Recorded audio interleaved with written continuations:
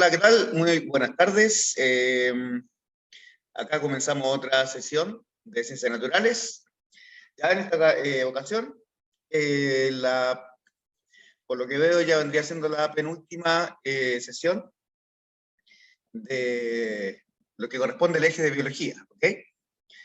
Ya que quedan algunas preguntitas y posteriormente seguiríamos con física y terminaríamos con química. ¿Ya? Si el tiempo nos deja, vamos a utilizar otros facsímiles, ¿cierto? Después de haber analizado las 80 preguntas, ¿cierto?, que corresponden a esta prueba, ¿ok? Muy bien, recapitulando.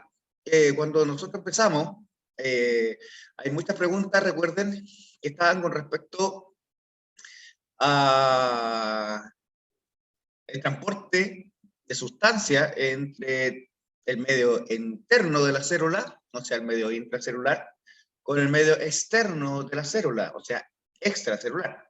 Y una de esas era la osmosis, recuerden, en donde se veían los medios hipotónico, hipertónico e isotónico.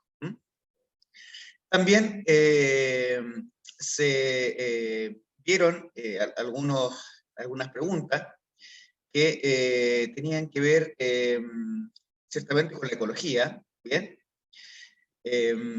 Con la depredación, y resulta que, bueno, también se vio el sistema endocrino, lo que eran las hormonas, las glándulas, glicemia, y por supuesto la parte genética, ¿ok? Entonces, la semana pasada logramos, ¿cierto?, llegar hasta el sistema nervioso, en donde justamente quedamos en esta pregunta, en donde se pregunta algo que no siempre se pregunta, ¿ya? Ya que el sistema nervioso, ¿cierto?, las principales células nerviosas son las neuronas, ¿ya?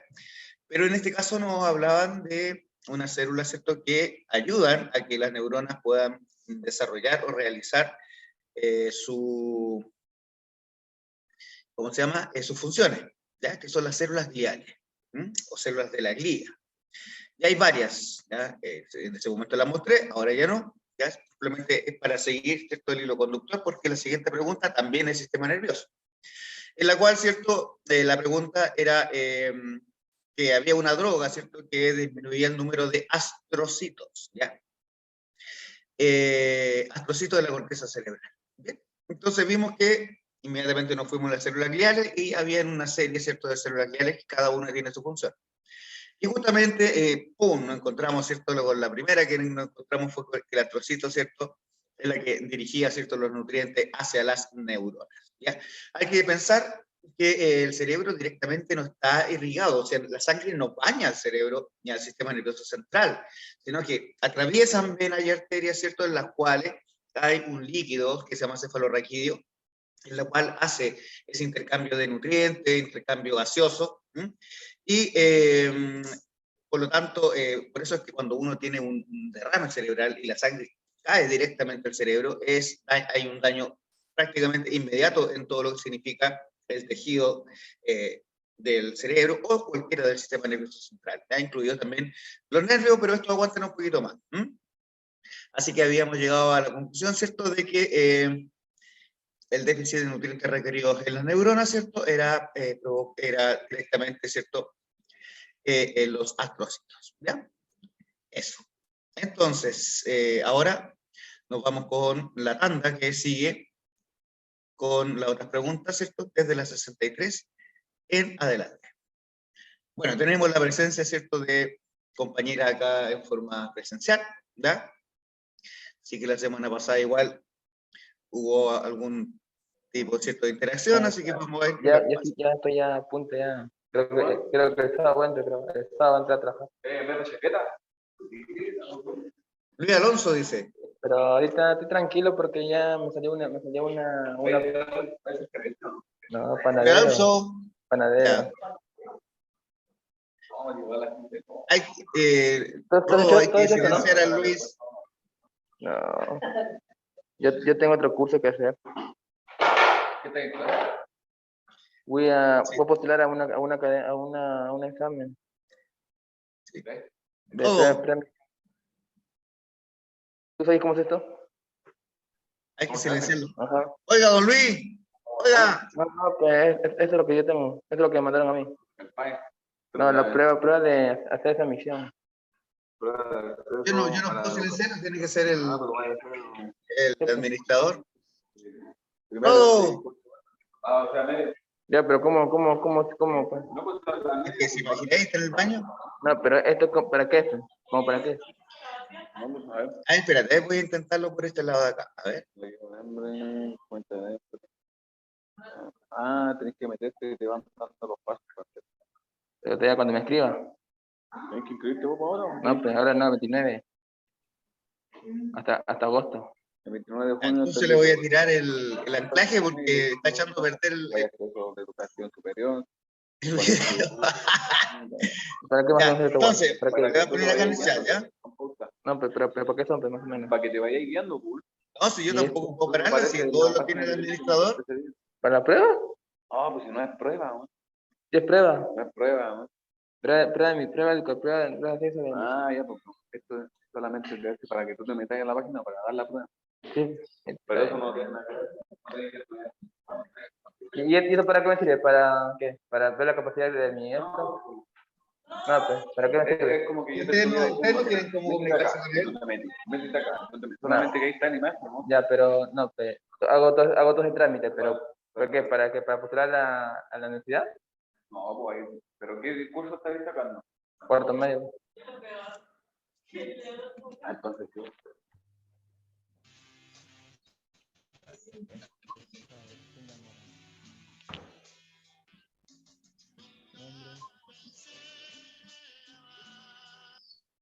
Oye, tenía el micrófono abierto y está en clase.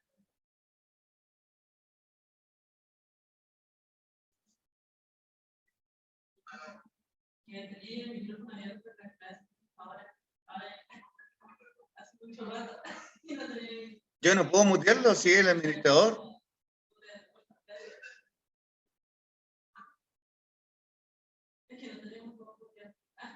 Ahí sí. Está bueno.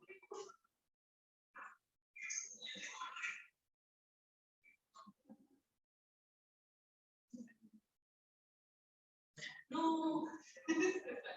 Se salió, parece. Ve que él es el que está grabando, pues, el que tiene todo el...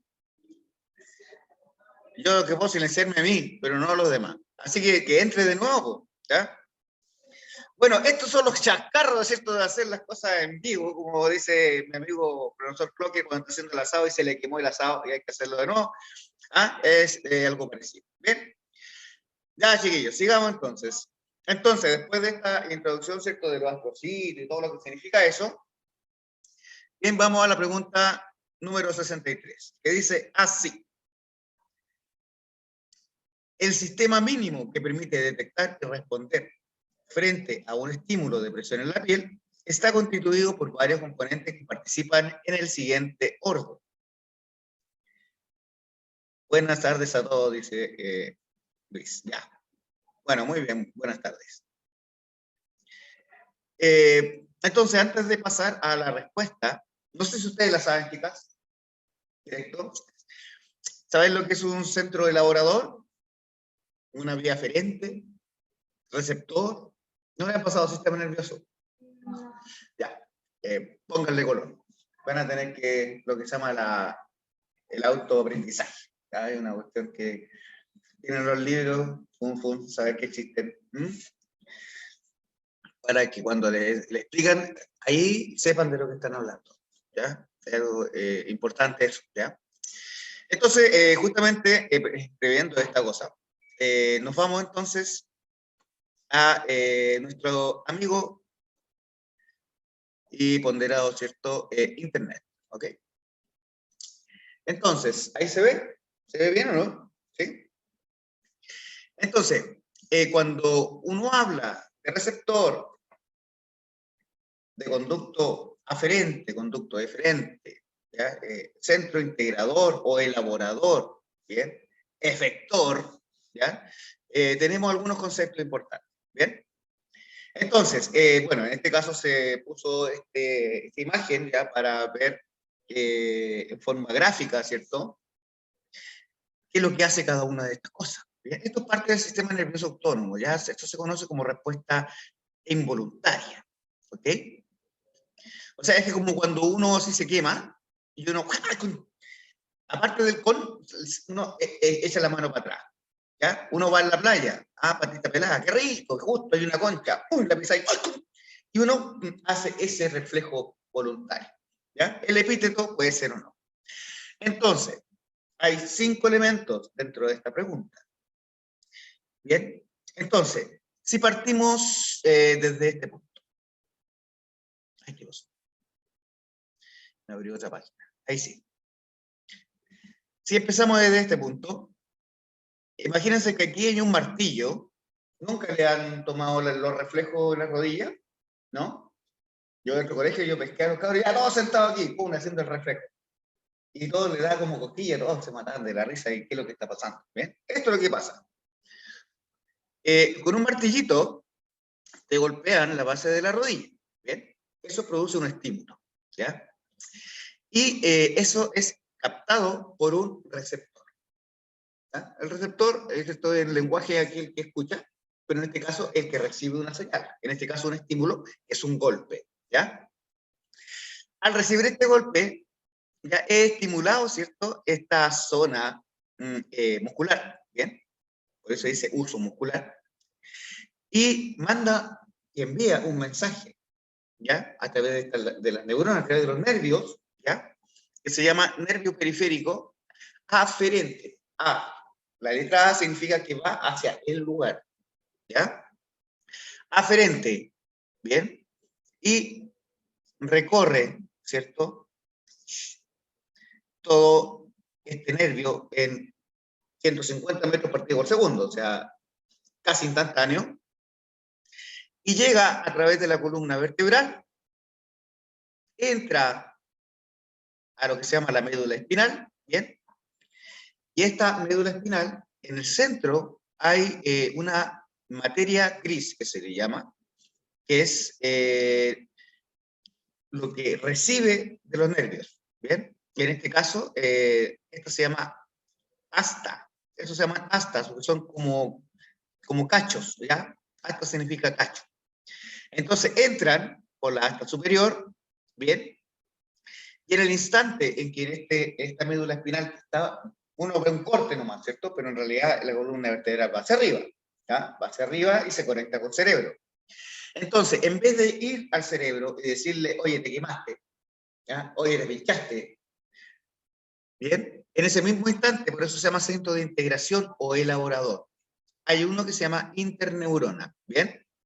Entonces, el sistema reflejo lo que hace es devolver la respuesta inmediata al nervio eferente, o sea, que sale de la médula espinal, y a través de este nervio se ancla directamente en el músculo y le da como un pinchazo eléctrico, por decirlo así.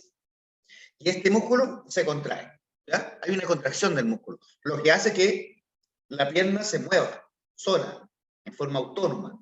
¿Bien? Es un sistema de defensa que tenemos nosotros, y tienen muchos animales, ¿ya? Y por otro lado, en este centro integrador, en el momento que nosotros ya hicimos así, va recién llegando al cerebro, ¿bien? Y te dijo, ouch, me pinché, ¿bien? Porque si fuera directo allá y me devuelvo, ya te quemaste, o sea, ya te rostizaste el dedo, ¿bien? Porque es instantáneo, ¿no? Apenas sentiste el dolor. Entonces, ese es el receptor, el que siente, ¿cierto?, el estímulo, en este caso, el dolor, ¿ya? O puede ser también una sensación de una textura, ¿bien? Puede ser calor, puede ser frío, algo puntiagudo que te pinchaste, ¿ya? Y que llegó este receptor, te dijo, oye, estás en peligro, algo pasa. Y que pasa directamente a la médula espinal, ¿cierto? Y llega finalmente acá. Entonces veamos los 5 pasos. Receptor. Aferente. Integración o elaborador. Eferente. Y finalmente, efector. ¿Ya?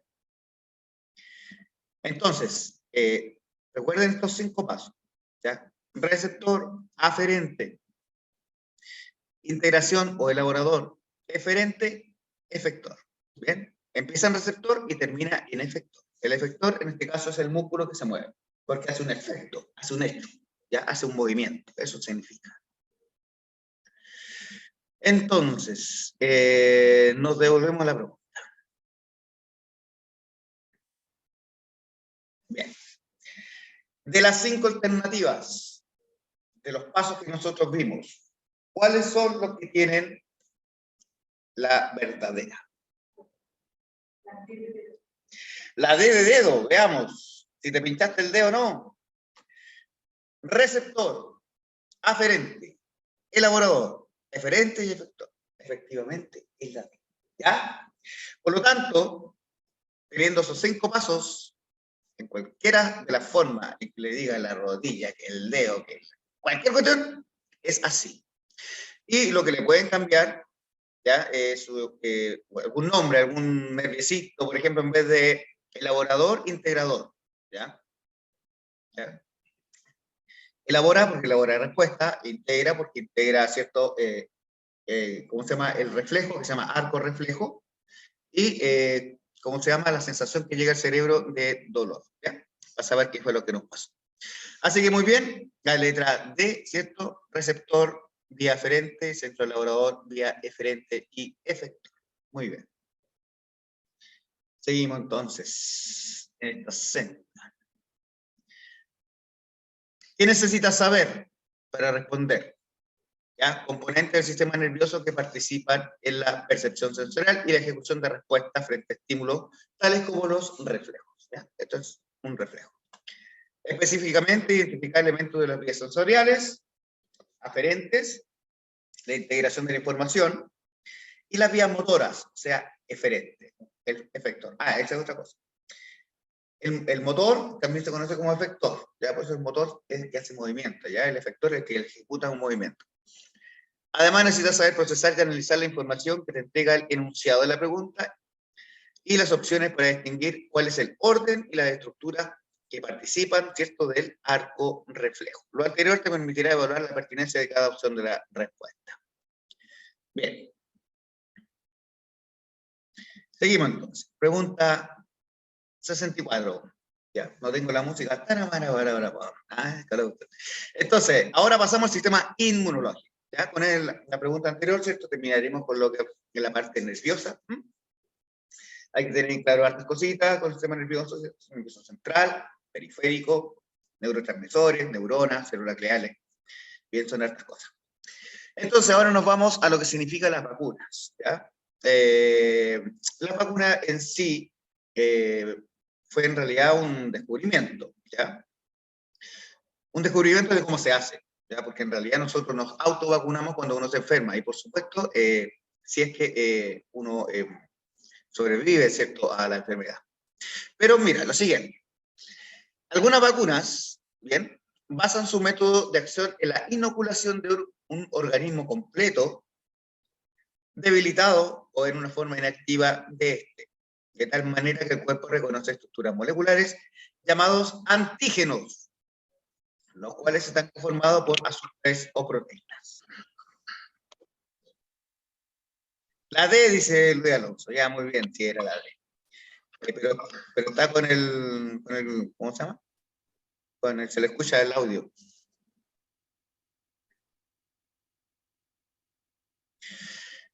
Ya. Azúcares o proteínas. Al respecto, ¿qué objetivo? Ya, ¿o será que están penando? ¿O será que están un ser del otro mundo que está tratando de comunicarse con nosotros?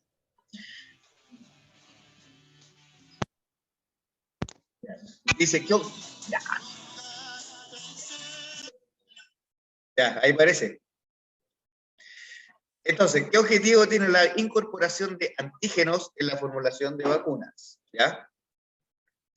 A todo esto, si tiene la respuesta, dígala, ¿ya? Porque algunas veces, mira, el chat está tapadito, entonces hay que ver que nos dieron algún mensaje, así que si se dice la D, diga la D, si es la A, diga la A, si es que la Z, diga la Z. Entonces, primero, Antígeno. ¿Qué significa antígeno? ¿Ah? ¿Qué será? ¿Sabe lo que es un antígeno?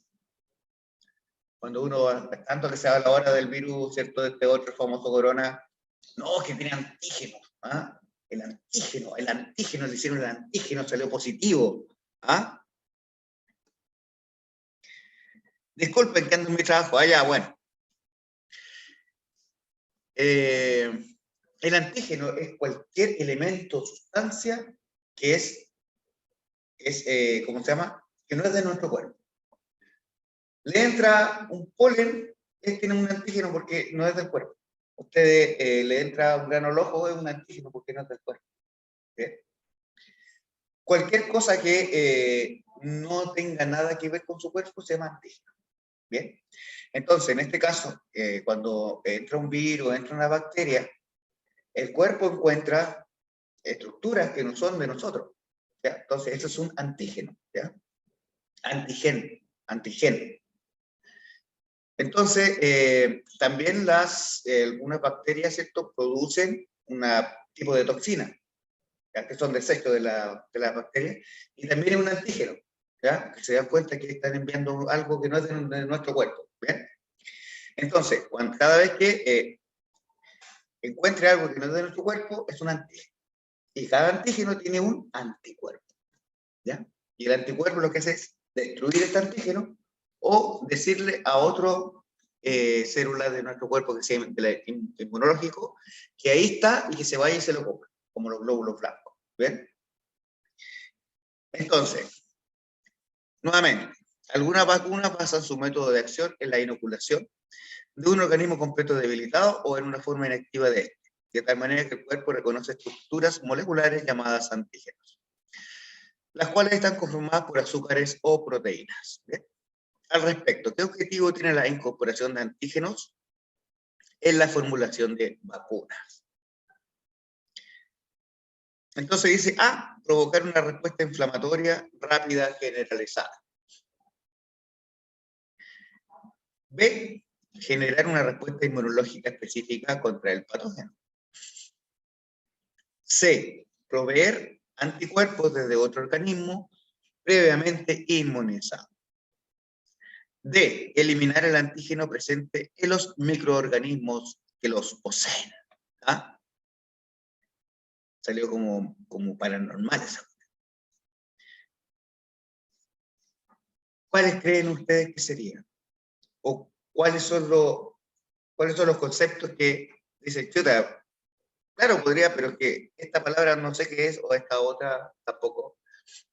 De las 4 alternativas, ¿cuáles son las palabras que ustedes no pueden visualizar? O no conocen la definición. Ya les dije que el antígeno, ¿cierto?, es cualquier elemento extraño en nuestro cuerpo, y el anticuerpo, ¿cierto?, lo que hace es destruir el antígeno. ¿Saben lo que es un patógeno? ¿Mm? Ya, el patógeno, ¿cierto?, es un agente que provoca la enfermedad. ¿Ya? Que puede ser un virus, bacteria, un hongo, ¿ya? Incluso puede ser parásito. Y también puede ser polen, porque hay vacunas contra las alergias. ¿Ya? Entonces, para responder esta pregunta, vamos a ver una cosita. Bueno, esto era lo anterior. Esto yo los tengo en forma correlativa, o sea, a medida que van saliendo, los vamos a hacer. ¿Cómo actúan las vacunas? ¿Ya? El cuerpo tiene muchas maneras de defenderse contra los patógenos, ¿ya? Que son los organismos causantes de las enfermedades. ¿Bien? Ahora nosotros tenemos 3 barreras, ¿ya? 3 barreras del sistema inmunológico que nos permiten combatirlas, ¿ok? No vamos a leer todo eso porque la idea no es esta, ¿ya? Pero estos 3 puntos, vamos a ver si está acá, ahí está, son las 3 barreras. La barrera primaria, ¿se ve? En la piel, por fuera, todo lo que el documento que nos recubre, las mucosas, están boca, nariz, ojo, y por otro lado también, y la flora bacteriana, ¿ya? Son nuestro primer barrera primaria, ¿ok? Barreras secundarias, cuando ya ha ingresado ya esta bacteria, o sea, adentro, ¿ya? Fagocitosis, o sea, cuando uno se hace una herida, ¿cierto? Hoy se infectó, hay pus, ¿ya? Ahí están todos los compadres, ¿cierto? Fagocitando lo que entró. La inflamación, ¿ya? La fiebre, ¿bien? Y la barrera terciaria, que es la respuesta adaptativa, que aquí viene la inmunidad celular y humoral, que es cuando reconocen, ya cuando ha sido combatido este elemento, ¿cierto? Y nuestro sistema inmunológico lo recuerda y cada vez que ingresa, ¿cierto? ¡Pum! Desarrolla células que son, o las células que están ahí las reconocen y van y atacan directamente sin tener que pasar por todo lo que significa la inflamación y la fiebre, ¿ya? Por lo tanto, esta vendría siendo la barrera terciaria. Y aquí les dice inflamación, que es respuesta secundaria. ¿Bien? Entonces, cuando a uno lo vacunan, ¿bien? Aquí tenemos el virus del sarampión, ¿bien? Patógeno, ¿ya? Entonces tiene un antígeno, o sea, tiene proteínas, ya tiene cositas que están alrededor de él. Y cuando se reconoce, ya se vacuna, está el anticuerpo. El anticuerpo se une al antígeno, ¿cierto? Y lo elimina. Lo mismo pasa con la varicela, ¿ya? Con la gripe, que si ustedes ven, lo que hacen aquí es que el anticuerpo tiene como el sitio activo, como que se ancla, ¿ya? No, entonces nos deja que esa bacteria o ese virus, ¿cierto? Se pueda seguir, ¿cómo se llama?, infectando. Pero si tenemos un patógeno nuevo, ¿bien? Y no tenemos ningún anticuerpo, para poder estimular el sistema inmunológico, lo que hace es que esta varicela, no sé, pues la cuecen un rato, entonces ya se muere y la inoculan, ¿ya? Y la reconocen, y hace el anticuerpo y el anticuerpo se queda. Y eso se llama memoria inmunológica. Entonces cada vez que entre de nuevo ese virus en nuestro cuerpo, lo va a reconocer y lo va a atacar, ¿ya? Entonces cuando un nuevo patógeno o enfermedad entra en nuestro cuerpo, introduce un antígeno nuevo. Entonces, para cada nuevo antígeno nuestro, o sea, para cada antígeno nuestro cuerpo necesita desarrollar un anticuerpo específico que se agarra al antígeno y rechaza el patógeno. ¿Ah? Y algunas veces, como le dice, es como una señal para que venga nota, cómalo. ¿Ah? Y se lo inocule. Por lo tanto, si nos vamos de nuevo a la pregunta.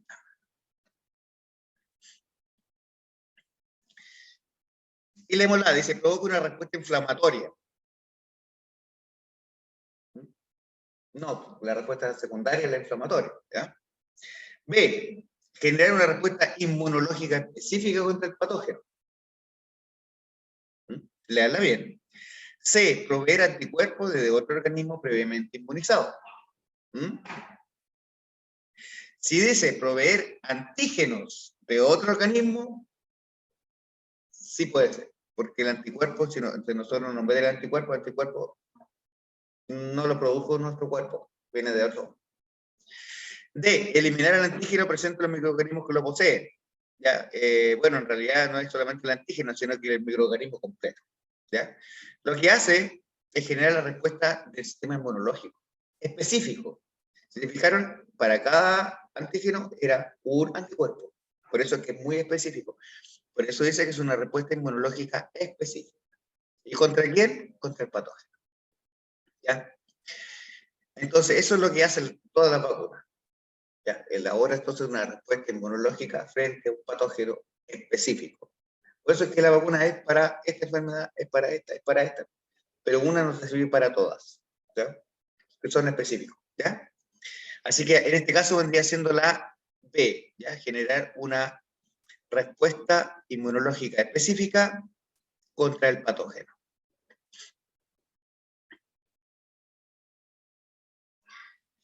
Dice B la correcta, puesto que la inoculación con una vacuna que incorpora antígenos, tales como azúcar o proteínas, permite una respuesta inmunológica específica contra el patógeno a través del reconocimiento de estas moléculas ante una exposición futura. O sea, si llega a entrar, ya está ahí pre-reconocido. O sea, te pasaron la foto. ¿Ah? Como que tenés la foto. Ahí tiene la foto. Ah, ya, reconocido. Entonces, cuando entra, ahí está. ¡Pa! Ya, listo, se acabó. Ese era listo, es una respuesta. Voy a decirle, ¿quién es usted? no, yo vengo aquí, me mandaron, y no, puro chamullo, lo que viene aquí es infectar, ¿ya? Entonces eso es lo que hace el sistema inmunológico. ¿Qué necesitas saber para responder? Necesitas saber qué elementos conforman parte de la respuesta inmunitaria adquirida y el funcionamiento de las vacunas, específicamente conocer los conceptos relacionados con vacunas y su funcionamiento. Necesitas saber y analizar la información proporcionada para distinguir cuál es la relación correcta entre la inoculación con un antígeno y la respuesta que desarrollará el sistema inmune. Lo anterior te permitirá evaluar la pertinencia de cada opción de respuesta, en función de establecer una relación lógica y congruente entre la acción desarrollada en el enunciado y la justificación de esta.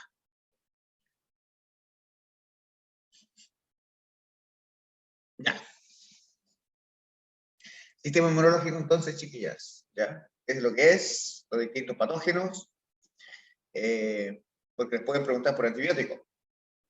Los antibióticos son solo para bacterias. Los antivíricos, como es el nombre, son para los virus. Antimicótico para hongos. Antiparasitario para los parásitos. Por lo tanto, hay que saber, ¿cierto?, que cada tipo de patógeno tiene su respuesta. Y la vacuna es una forma en que el cuerpo, ¿cierto?, sabe que existe y que en algún momento que te ataque va a reaccionar, ¿ya? Y aun cuando entre en una concentración infectante importante, a lo mejor te va a decaer un poco, pero no te va a enfermar de la forma que debe, ¿ya? Eso. Entonces, aquí también es del sistema inmunológico, ¿bien? Aquí también está hablando de barreras contra patógenos, ¿ya? Que pueden ingresar, pero ahora con los alimentos, ¿ok?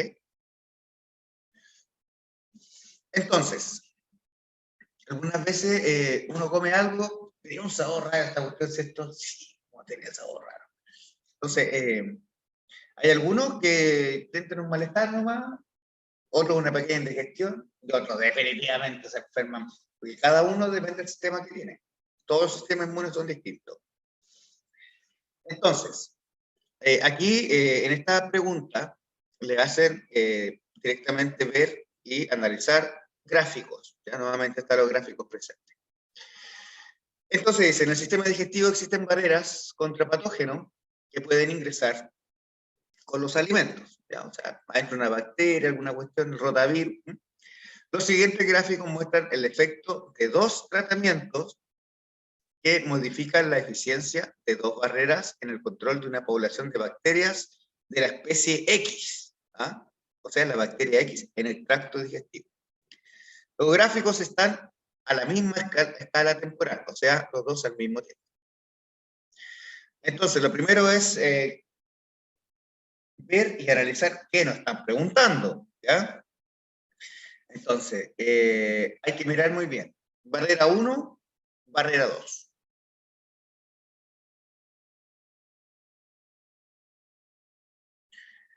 Ya. Ahí, porque no alcance. Entonces dice, en el eje Y, en ambos dice porcentaje de mortalidad de las bacterias, o sea, el porcentaje de las bacterias que se mueren. ¿Ya? Mientras más alto el porcentaje, más efectivo es, ¿cierto?, el efecto, ¿cierto?, de matar ese microorganismo. Abajo el tiempo, no dicen cuánto, o sea, pueden ser minutos, horas, días, ya eso depende, ya, pero lo importante es que es el mismo tiempo. Entonces dice, barrera 1, ¿bien? Está aproximadamente en el 10% de mortalidad. Sube, baja, ¿bien? Pero ahí dice lisosima. Desarrollar. Hay que saber lo que es una lisosima. Las lisosimas son antibacterianos que se encuentran en varias partes de nuestro cuerpo, principalmente en la saliva. ¿Ya? Cuando uno come algo, estas lisosimas lo que hacen es tratar de romper así enlaces de las bacterias. ¿Bien? Entonces, cosas que si cuando se ingresan no nos causan tanto daño. Y lo otro que nos protegen contra las caries. Mientras mejor el porcentaje de lisosima que uno tiene, las caries son menores. También nosotros eliminamos lisosima de nuestro ojo cuando lloramos, ¿ya? De la nariz, también de la mucosa, en realidad. ¿Bien? Entonces, aquí dice inhibición de la lisosima. o sea que te inhibe la producción de esta. Bien, entonces baja, ¿cierto? Baja un poquito el porcentaje de mortalidad, o sea, pero baja muy poco, o sea, baja como un 8%. O sea, la lisosima es importante, pero nunca tanto. ¿Ya? Por otro lado, la barrera 2, o sea, la barrera 1 vendría siendo la lisosima y la barrera 2 vendría siendo la ingestión, o sea, no la ingestión de antiácido, disculpa, vendría siendo el ácido de nuestro estómago. ¿Bien? ¿Cómo es el porcentaje de mortalidad del microorganismo, de la especie X, la bacteria X? Es muy alto, ¿cierto? Prácticamente el 100%. O sea, el ácido nos protege cualquier cantidad, como decía mi abuelita, bien, a eliminar esta bacteria. Pero al mismo tiempo que se inhibe la lisosima, ¿ya? Se toma un antiácido. Que lo que hace este antiácido, o sea, ¿cómo se llama? Neutralizar el ácido del estómago, ¿cierto? ¿Y qué es lo que pasa? Abruptamente deja el ácido del estómago a matar bacterias. O sea, en ese instante, cuando a lo mejor, me dio acidez, a lo mejor estamos luchando contra, no sé, por las bacterias de la carne, del churrasco que nos comimos, y nos tomamos un antiácido, qué rico, ahora me siento bien, pero resulta que dejó de matar a las bacterias que a lo mejor estaban dentro de ese alimento. Lo más probable es que nos podamos enfermar. Y uno dice, ¿por qué me habrá hecho mal? Bien. Entonces, habiendo dicho esto, el análisis ¿cierto? De esto, ¿cómo se llama? De estos gráficos nos indican que hay uno que tiene lejos mayor efectividad que el otro. ¿Ya?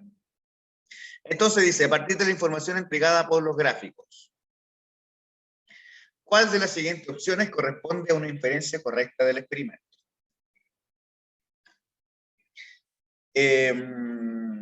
Dice, la barrera más importante que controla la bacteria X se encuentra a nivel bucal.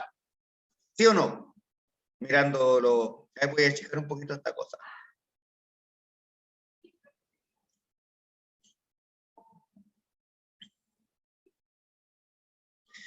O sea, la barrera más importante que controla la bacteria X se encuentra a nivel bucal. ¿Qué dicen ustedes? No, ¿cierto? Porque es muy bajita.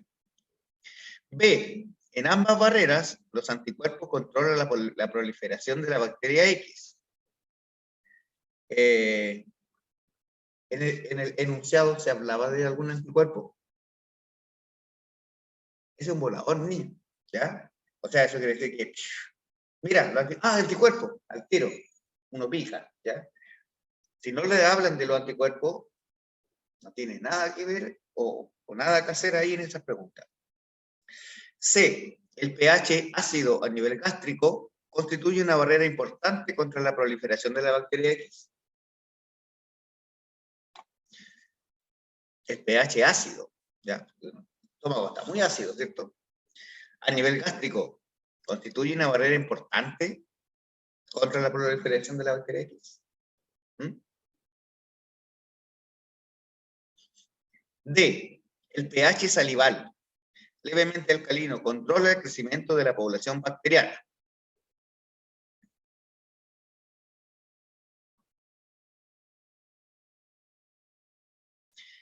Y E. Tanto la inhibición de la lisosima aquí como el pH estomacal acidificado favorecen el crecimiento bacteriano.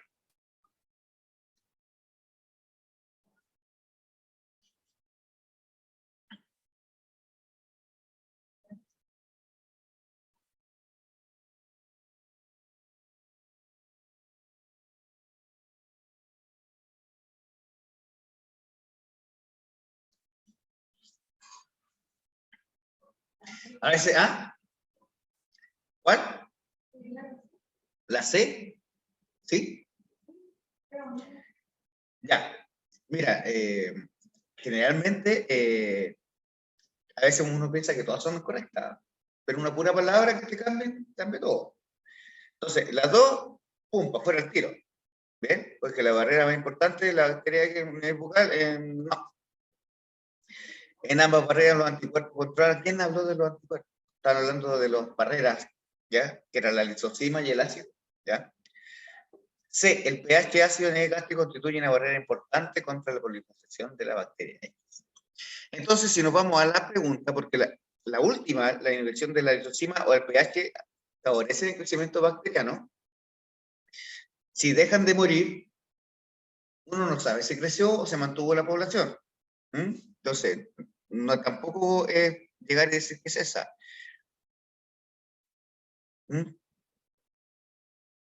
Lo importante es esto, los gráficos muestran el efecto de 2 tratamientos, ¿ya? Que modifican la eficiencia de las barreras, o sea, están viendo qué barrera es más eficaz, ¿bien? Y solamente mirándola, una tiene un 10% de efectividad y el otro 100%, prácticamente. Por lo tanto, por supuesto, inmediatamente el pH ácido a nivel gástrico constituye una barrera importante contra la proliferación de la bacteria X, ¿ya? Muy bien, esa es.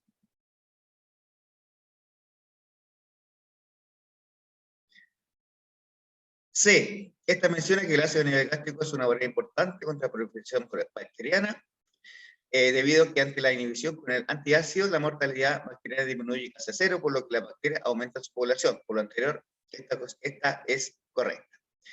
Pero si te fijas, que la bacteria, según esta población aumenta, era una consecuencia de que la barrera dejó de producirse. Estaban viendo qué barrera era la más importante, no que crecía o no una población de bacterias después de eso. Entonces, por lo que dice E, es incorrecta, ya que si bien la inhibición de la lisozima reduce el porcentaje de mortalidad, el pH estomacal no es acidificado, sino que es alcalinizado tras la ingesta del antiácido. Bueno, la verdad es que como que no explican bien los ayer tampoco. Entonces, ¿qué necesitas saber acerca de la barrera de defensa frente a los patógenos, primaria, secundaria y terciaria, que es lo que les mostré delante? Comprender su importancia en el control de diversas enfermedades, ¿bien? Además, necesita saber procesar y comparar el impacto que tuvo el tratamiento inhibitorio sobre la respuesta de ambas barreras, ¿ya? Entonces, ustedes pueden tener un tratamiento inhibitorio, o sea que algo deja de hacer su efecto, ¿ya? O estimulante, que es todo lo contrario, que estimula que se produzca, como lo que vimos nosotros en la parte, ¿se acuerdan de la parte de la hormona? Que se estimulaba, ¿cierto? O se inhibía cierto tipo de hormonas para que no se produjeran ciertos eventos, ¿ya? Es lo mismo.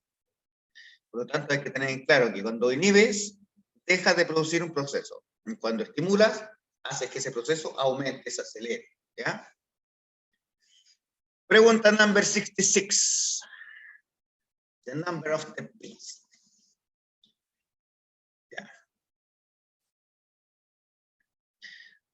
Ya, bueno, vamos a sacar la cabeza del caballero ahí, está molestando. Entonces dice, gráfico muestra el efecto de un compuesto X, ¿ya? Sobre la cantidad de células en cultivo. No dicen de qué células, ¿ya? Y no dicen tampoco qué compuesto. Durante la interfase y la mitosis, ¿ya? Ahí hay otro gráfico. Chicos, ¿saben lo que es la interfase y la mitosis? ¿Cómo? Cuando se está dividiendo, cuando está reproduciendo una célula, ¿ya? Ya, cuando se duplica, está en mitosis. Cuando no se duplica, está en interfase, ¿ya? Y cuando entra en fase de duplicación, entra de nuevo en mitosis. ¿Bien? Entonces, ven los datos que te dan. Compuesto X, que es un efecto sobre la cantidad de células en cultivo. Entonces, si están en cultivo, o sea, se están dividiendo. O sea, cada vez debería haber un mayor número de células. No sabemos cuál. ¿Ya? Durante la interfase y la mitosis. Entonces, ahí dice, cantidad de células, unidades arbitrarias, eso significa UA, o sea, pueden ser millones, pueden ser miles de millones, puede ser una, ¿ya? Ahí dice, 20, 40, 60, 80 o 100, puede ser 100 millones, 100.000, ¿ya? No importa. Y aquí tienen las fases, ya que se encuentran en el ciclo celular. El ciclo celular se compone de interfase y la mitosis. Allá. Todavía no está terminando la clase, esto es para que salgan los chicos a recreo. Entonces dice, interfase, dice sin compuesto, o sea que no está el compuesto X, ¿ya? Y tiene una cantidad de células que está casi en el 100, y con compuesto X un poquito más, en el 100%. Entonces, cuando entra en la interfase, ¿ya? Cuando deja de ser la interfase, la profase, ya empieza la célula a preparar para la división, ¿ok? Y lo que hace es, bueno, acá la cantidad de ADN se ha duplicado en la interfase, y en la profase se divide para que cada célula quede con la misma cantidad de material genético que la célula progenitora. Entonces, si vemos acá en el profase, vemos que, bueno, que ha bajado, ¿cierto?, la cantidad de células. O sea, debería ser el mismo número, ¿ya? Y aquí debería ser el doble, porque se van a dividir, ¿ok? Entonces, aquí se disminuyó, sin compuesto y con compuesto, más o menos en proporciones parecidas, ¿ya? En una y la otra. En la metafase, que es cuando se produce, ¿ya? Cuando se separan los genes de mitad y mitad para cada célula, ¿bien? Se está preparando para producir 2 células. Y resulta que sin compuesto se mantiene casi constante con la anterior, en la anafase también y en la telofase igual. ¿Bien? Todavía no está la citocinesis. La citocinesis es cuando se separan completamente y debería estar el doble de célula. Pero con el compuesto X, miren, se fue a piso la cantidad de células. Prácticamente, dice 20, ¿ya? Un poquito más de 20. ¿20 qué? 20.000, 20 millones, pero bajaron.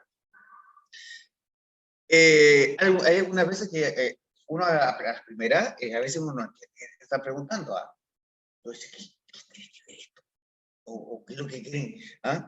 Entonces, a partir del análisis del gráfico, ¿cuál de las siguientes opciones corresponde a una inferencia, o sea, una deducción correcta, acerca del compuesto X sobre el crecimiento de las células?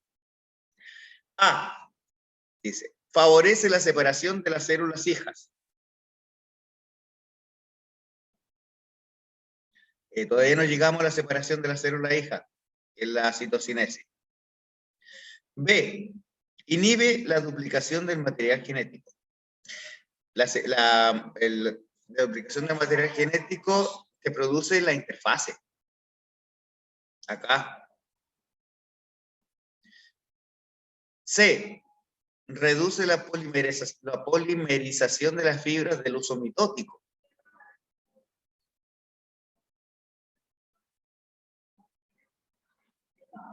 Hay que saber lo que son el uso mitótico. ¿Qué pasa en el uso mitótico? D, promueve la separación de cromátidas. Ya, pues si la promoviera estarían todo el doble. Bien, entonces, nos vamos a nuestro amigo Internet. Bueno, en ocasiones enemigo, pero en este caso es amigo. Las vacunas, las barreras. Lo sabías, la lisocima. ¿Ah? La lágrima de la mucosidad contiene enzimas llamadas lisocina que descomponen la pared celular de muchas bacterias. ¿Ya? Eso también le voy a poner, pero bueno. Ciclo celular. El ciclo celular está ahí en amarillo. Ustedes ven en amarillo, dice interfase. Aquí, dice interfase. ¿Ya? Todo esto en la interfase. Aquí se duplica la cantidad de material genético de la célula, aumenta el tamaño de las células, se producen proteínas, todo el asunto. Y en una de las partes de la interfase, cuando termina, viene la mitosis, que es la división, ¿cierto?, de las células, donde está la profase, metafase, anafase, telofase y citocinesis, donde se divide en 2 células. ¿Ya? ¿Dónde está eso? Aquí. Vamos de nuevo a correr al caballero. Mitosis, proceso mediante el cual una célula divide su material genético, ¿ya? Y se separa obteniendo 2 células hijas idénticas en material genético de la célula madre. ¿Bien? En la interfase, como estaba acá, ¿bien? El material genético se mantiene en el núcleo, ¿bien? En ese instante el ADN está como desenrollado, está como ustedes pescan la lana, así está la lana por todos lados. ¿Mm? Se ve la membrana nuclear, la membrana plasmática perfectamente, y los centriolos, ya que es parte importante de los organelos que tiene la célula. Y cuando entra en mitosis, ya empieza la profase. ¿Ya? En la profase necesita algunas estructuras para que se puedan producir. ¿Bien? Por lo pronto, la cromatina, o sea, el ADN, que como lanas que están por ahí, se empiezan a condensar, a compactar. Es como que ustedes empiezan, así como cuando la mamá viene, a ver, ayúdame, bueno, que está adelante, no sé si ahora, que la abuelita ponga las manos así, y te ponían a poner ¿cómo se llama? La lana, si no, nunca le hicieron eso. ¿Ya? Y después la abuelita empieza así a hacer el ovillo. Es lo mismo, ¿ya? Es lo mismo que se produce en el núcleo de esta célula. Y a través de los centrioles quedan unidas como unas cuerdas, ¿ya? De proteína que se llaman microtúbulos, ¿bien? Y la suma de ellas se conoce como el uso mitótico, ¿bien? Los centriolos se separan, ¿ya? Y se colocan en los extremos de las células, ¿bien? Esto es la profase, ¿bien? El núcleo comienza a desaparecer, porque si está el núcleo no permite que se puedan dividir. ¿Ya? Y esta cromatina se comienza a transformar lentamente en cromosomas. ¿Ya? Estos cromosomas tienen una forma, tienen una estructura, en la cual tienen dos brazos, ¿ya? Hacia adelante y dos brazos hacia atrás. Si ustedes cortan estos brazos, ¿bien? Cada una de estas tiene la misma información que la otra. ¿Bien? Entonces, cuando se separan, queda exactamente la misma cantidad de genes que tenía la mamá, o sea, la célula madre o progenitora. ¿Mm? Luego que termina esta profase, los centriolos se encuentran completamente a los polos o a los extremos de esta célula, y los cromosomas están prácticamente condensados, como se dice. Cuando está la metafase, estos microtúbulos del uso mitótico se anclan en el centro de cada cromosoma.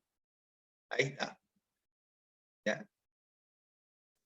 Y esto se conoce como placa ecuatorial o placa metafásica. En la anafase, cada uno de estos centriolos tira este uso mitótico, así como que uno está tirando la cuerda. Se rompe la unión que había entre cada uno de estos pares de cromosomas, ya que cada uno de ellos se llama cromátide, y son jalados al otro extremo de las células. ¿Bien? En ese instante, ¿bien? La mitad de cada una de, ¿cómo se llama?, de la información genética que contiene cada célula, queda en cada uno de los extremos. En ese instante empieza la telofase, donde se empieza a constreñir la célula. De nuevo se empieza a conformar los núcleos, ahí hay dos, se fijan, y los cromosomas nuevamente se descondensan, formándose nuevamente la cromatina, y después la citocinesis, se separan y quedan dos células llenas. Esa es la mitosis a grandes rasgos. ¿Ya? Está usted en una clase.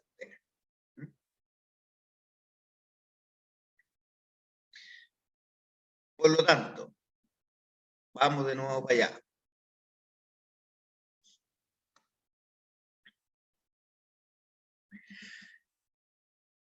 Listo.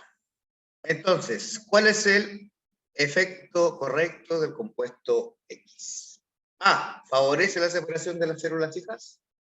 No, ¿cierto? Porque la cuestión no funciona. B, ¿inhibe la duplicación del material genético?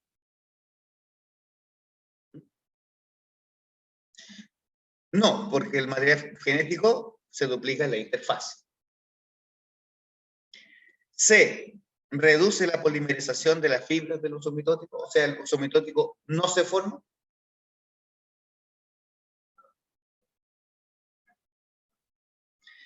Eso significa la polimerización. Los microtúbulos son proteínas que van unidas unas con otras, ¿ya? Es como una cuerda de acero, ¿ya? O una cadena, por mejor decirlo, en que cada una de estas cadenas es un polímero. Y D promueve la separación de las cromátides. O sea, las cromátides todavía no se han separado acá. Las cromátides se separan acá, no han llegado. ¿Bien? Entonces, chicas, cada vez que ustedes vean que la célula no se puede dividir, ¿ya? Si le echan incluso un agente químico que se llama colchicina, que destruye el uso mitótico y no se puede dividir, ¿ya? Es algo que afecta directamente el uso mitótico. Ustedes pueden tener todo el material genético, como estaba aquí, ya está duplicado. Ustedes pueden tener los dos centriolos. Ustedes pueden tener, ¿cómo se llama? Los cromosomas formados. Pero si no tiene el uso mitótico, no se va a poder separar las células, ¿ya? Así que, en este caso, vendría siendo la C, ¿ya? No se puede formar el uso mitótico. ¿Mm?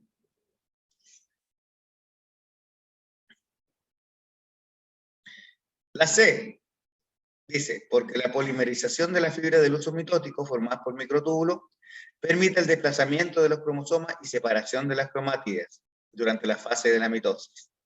Luego, la reducción de la polimerización de la fibra del uso mitótico causada por el compuesto X genera la disminución significativa de células en metafase, anafase y telefase que puedes constatar en el gráfico. ¿Por qué? Porque si no se produce la placa metafásica, ya cada vez empiezan las células lamentablemente saben que no se van a poder dividir y ellas mismas se autodestruyen. Ya en un proceso que se llama apoptosis. Entonces, lamentablemente, para esta célula eso pasó. ¿Qué debes saber? Necesitas saber acerca de la relación entre alguna estructura a través de la etapa del ciclo celular. Procesar y analizar la información entregada. ¿Bien? Entonces, por eso le mostré las estructuras que están dentro de la mitosis. Entonces, y hay algunas que le dicen, si una especie tiene 46 cromosomas, ¿ya? Dividido en 23 pares, y en una hay 50 cromosomas, y en el otro hay menos cromosomas, ¿qué pasó ahí? ¿Ah?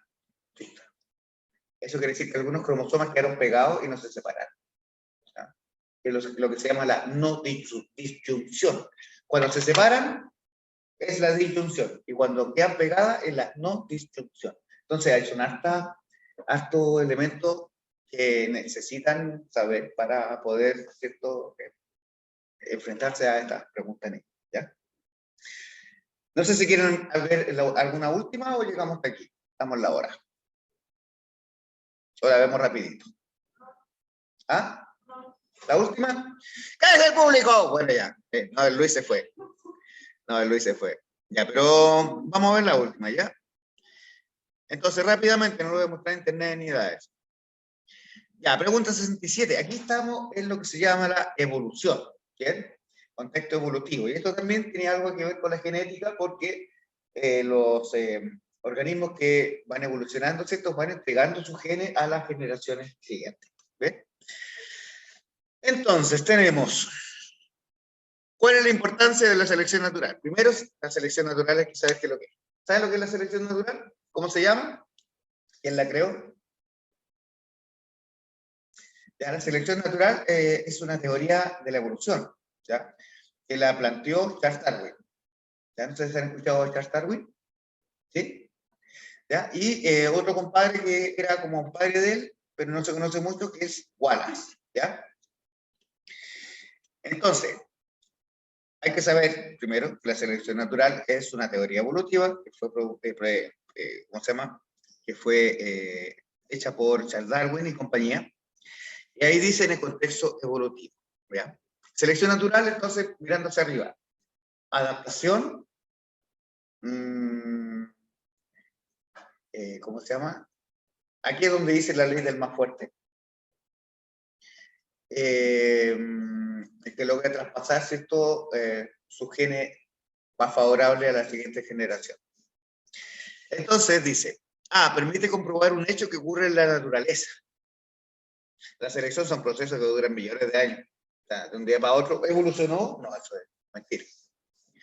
B, corresponde a un mecanismo que explica el proceso evolutivo. La B, ¿cierto? Porque inmediatamente, si están hablando de contexto, en este caso es más fácil responderla. Porque la C dice, permite predecir los cambios. ¿Ya? Bueno, con razón. ¿Ya? Sí. Sí, la selección natural es un mecanismo de respuesta evolutiva. ¿Ya? La C permite predecir los cambios y superar la especie actual en la Tierra, no tienen cómo. D corresponde a la única explicación que ha dado cuenta, no, porque ahí está la selección, o sea, la teoría sintética, ¿cómo se llama? El equilibrio puntuado, está la otra hay otras más, así que no es la única. Y corresponde a un modelamiento que permite comprender el fenómeno evolutivo, que podría ser el volador, que podría decir, esta es ya, pero no es un modelo, es una teoría. El modelo es algo que te predice algo y que te muestra algo como es, ¿ya? Pero esto no es un modelo, es una teoría, ¿ya? Así que estamos llegando hasta aquí, muchachos, y estaríamos llegando a las 67. ¿Cuántas nos quedan? Poquitas, ¿ya? Poquitas para terminar lo que significa la parte biológica. Bien, así que estaríamos llegando hasta aquí. Muy bien, chicas, por su participación.